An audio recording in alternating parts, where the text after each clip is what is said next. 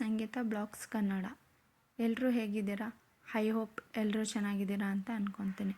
ಇವತ್ತು Monday morning ಬೆಳಗಿಂದನೇ blog start ಮಾಡ್ತಾ ಇದ್ದೀನಿ. ಬಾಗಿಲಿಗೆ ನೀರು ಹಾಕಿ ರಂಗೋಲಿ ಹಾಕ್ತಾ ಇದ್ದೀನಿ. ನಮ್ಮನೆ ಪಾಟಲ್ಲೇ ದಾಸವಾಳ ಹೂವು ಬಿಟ್ಟಿತ್ತು, ಅದಕ್ಕೆ ಅದನ್ನೇ ಕಿತ್ತಿ ಬಾಗಿಲಿಗೆ ಇಡ್ತಾ ಇದ್ದೀನಿ. ಎಷ್ಟು ಚೆನ್ನಾಗಿ ಕಾಣಿಸ್ತಿದೆ ಅಲ್ವಾ ಹೂವು. ನಾನು ಬೆಳಗ್ಗೆ ಎದ್ದಿದ ತಕ್ಷಣವೇ ಬಾಗಿಲಿಗೆ ನೀರು ಹಾಕ್ಬಿಟ್ಟು ಬಂದು ಫಸ್ಟ್ ಮಾಡೋಂಥ ಕೆಲಸನೇ ಬಿಸಿನೀರಿಗೆ ಲೆಮನ್ ಮತ್ತು ಹನಿ ಹಾಕ್ಕೊಂಡು ಕುಡಿಯೋಂಥ. ಅರ್ಧ ಹೋಳಷ್ಟು ನಿಂಬೆಹಣ್ಣು ಮತ್ತು 1 ಟೇಬಲ್ ಸ್ಪೂನಷ್ಟು ಹನಿ.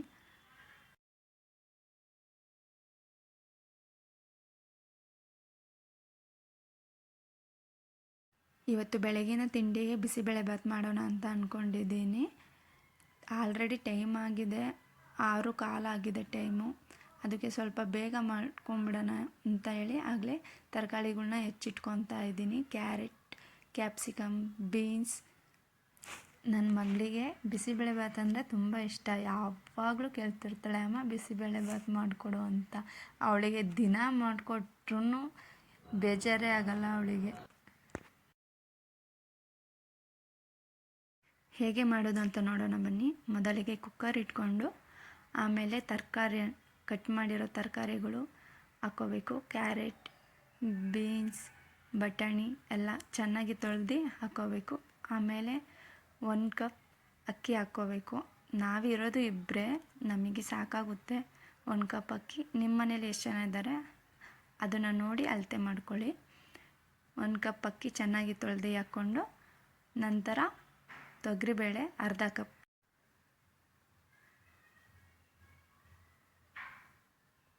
ಒಂದು ಕಪ್ ನೀರು ಹಾಕ್ಕೋಬೇಕು. 1.5 ಕಪ್ಪಷ್ಟು ನೀರು ಸಾಕು. ಹಾಕ್ಕೊಂಡು ಕುಕ್ಕರ್ ಮುಚ್ಚಳ ಮುಚ್ಚಿ ವಿಷಲ್ ಒಂದು 3-4 ವಿಷಲ್ ತೆಗೆಸ್ಕೋಬೇಕು. 3-4 ವಿಷಲ್ ಸಾಕಾಗುತ್ತೆ.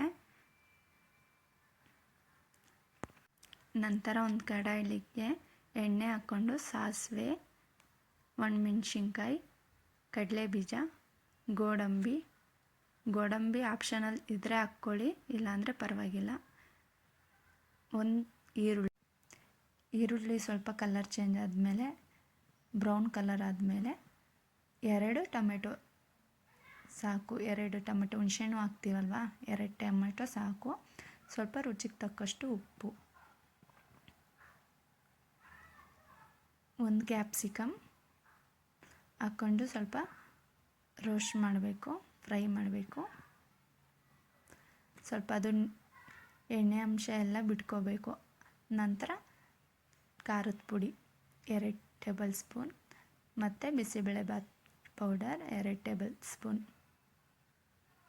2 ಇಲ್ಲ 3 ಟೇಬಲ್ ಸ್ಪೂನ್ ಬಿಸಿಬೇಳೆಭಾತ್ ಪೌಡರ್ ಹಾಕ್ಕೊಂಡು ಸ್ವಲ್ಪ ಚೆನ್ನಾಗಿ ಇದು ಮಾಡ್ಕೋಬೇಕು. ಆಮೇಲೆ ಹುಣಸೆಹಣ್ಣು ನೆನೆಸಿದ್ವಲ್ಲ ಅದು ಸ್ವಲ್ಪ ಹಾಕ್ಕೋಬೇಕು.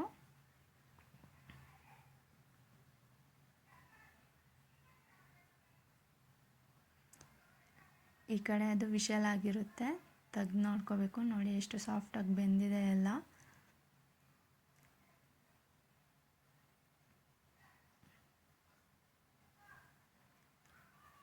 ಆ ಕಡೆ ಗೊಜ್ಜು ಮಾಡ್ಕೊಂಡಿದ್ವಲ್ಲ ಅದು ಸೇರಿಸ್ಕೊಂಡು ಸ್ವಲ್ಪ ನೀರು ಹಾಕ್ಕೊಂಡು ಚೆನ್ನಾಗಿ ಕೈ ಆಡಿಸ್ಕೋಬೇಕು. ಸ್ವಲ್ಪ ರುಚಿಗೆ ತಕ್ಕಷ್ಟು ಉಪ್ಪು ನೋಡ್ಕೊಳ್ಳಿ. ಆವಾಗಲೇ ಹಾಕಿದ್ವಿ ಮತ್ತು ಈಗಲೂ ಹಾಕ್ತಾಯಿದ್ದೀವಿ, ನೋಡ್ಕೊಂಡು ಹಾಕ್ಕೊಳ್ಳಿ. ಈ ಕಡೆ ನನ್ನ ಮಗಳು ಎದ್ಲು, ಅವಳನ್ನ ಎತ್ಕೊಂಡು ಆಟಾಡ್ಸೋಣ ಅಂತ ಬಂದೆ ಆಚೆ. ಅವಳು 1 ನಿಮಿಷನೂ ಬಿಟ್ಟಿರಲ್ಲ, ಅವ್ರ ಅಪ್ಪನ ಹತ್ರನೂ ಹೋಗಲ್ಲ ಅವಳು. ನಮ್ಮ ಮಗಳಿಗೆ, ದೊಡ್ಡ ಮಗಳು ಇವಳು. ಬೆಳಗ್ಗೆ ಸ್ಕೂಲಿಗೆ ರೆಡಿ ಮಾಡೋದೇ ಆಗುತ್ತೆ ನನಗೆ. ಬೆಳಗ್ಗೆ ಎದ್ದು ಇವ್ರ ಕೆಲಸಗಳು ಮಾಡೋ ಅಷ್ಟರಲ್ಲೇ ಸಾಕಾಗೋಗ್ಬಿಡುತ್ತೆ. ಇವಳಿಗೆಲ್ಲ ರೆಡಿ ಮಾಡಿ ಅವಳನ್ನೂ ನೋಡಿಕೊಂಡು ಇವಳನ್ನೂ ನೋಡ್ಕೊಳ್ಳೋ ಅಷ್ಟರಲ್ಲೇ ಸಾಕಾಗುತ್ತೆ. ನಮ್ಮ ಹಸ್ಬೆಂಡ್ಗೆ ಈಗ ತಿಂಡಿ ಹಾಕ್ಕೊಡೋಣ ಅಂತ ಹೋಗ್ತಾ ಇದ್ದೀನಿ. ನೋಡಿ ಬಿಸಿಬೇಳೆಭಾತ್ ಹೇಗೆ ಬಂದಿದೆ, ಎಷ್ಟು ಚೆನ್ನಾಗಿ ಕಾಣಿಸ್ತಿದೆ ಅಲ್ಲ. ಬೂಂದಿ ಖಾರ ಹಾಕ್ಕೊಂಡು ತಿನ್ನಲಿಲ್ಲ ಅಂದರೆ ನಮ್ಮ ಮನೆಯವರಿಗೆ ಸಮಾಧಾನನೇ ಹಾಕಲ್ಲ. ಅವ್ರಿಗೆ ಬಿಸಿಬೇಳೆಭಾತ್ ಮಾಡಿದ್ರೆ ಬೂಂದಿ ಖಾರ ಇರಲೇಬೇಕು, ಇಲ್ಲಾಂದರೆ ಸೇರೋದೇ ಇಲ್ವಂತೆ ಅವರಿಗೆ.